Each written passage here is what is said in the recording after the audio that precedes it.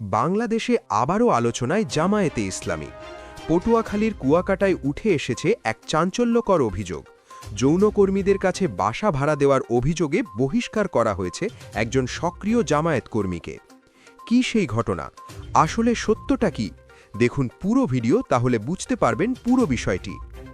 পটুয়াখালীর কুয়াকাটা এলাকায় মা মেয়ে পরিচয় দিয়ে 4 জন নারী একটি বাসায় ওঠেন।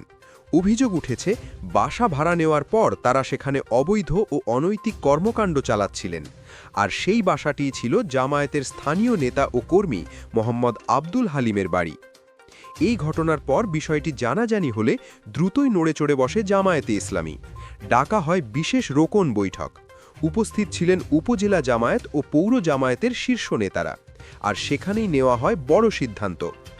বৈঠকে অভিযোগ এবং পাওয়া তথ্য পর্যালোচনা করে সিদ্ধান্ত হয় দলীয় নীতিমালা লঙ্ঘন, আদর্শবিরোধী কর্মকাণ্ডে সহায়তার অভিযোগ। এর ভিত্তিতে মোহাম্মদ আব্দুল হালিমকে বহিষ্কার ঘোষণা করা হয়। পরে সংবাদ সম্মেলন করে বিষয়টি আনুষ্ঠানিকভাবে জানানো হয়। দল স্পষ্ট জানিয়ে দিয়েছে, জামায়াতে ইসলামীতে থাকতে হলে নীতিমালা মানতেই হবে, অন্যথায় কঠোর ব্যবস্থা নেওয়া হবে।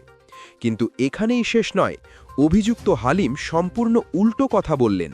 তিনি দাবি করেছেন তার বাসায় 6টি পরিবার ভাড়া থাকে। ওই নারীরা মা মেয়ে পরিচয় বাসা নিয়েছেন। কে কি কাজ করে তা জানা তার দায়িত্ব নয়।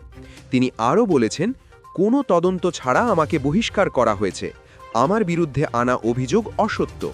আমি নিজেই সংবাদ সম্মেলন করব। এখন বড় প্রশ্ন, অভিযোগ সত্য নাকি রাজনৈতিক সিদ্ধান্ত? সত্যিই কি তিনি দোষী, নাকি অন্য কোনো রহস্য লুকিয়ে আছে? দর্শক হিসেবে আপনার কি মনে হয়, সিদ্ধান্তটা সঠিক হয়েছে নাকি আগে তদন্ত হওয়া উচিত ছিল? আপনার মতামত কমেন্টে লিখুন।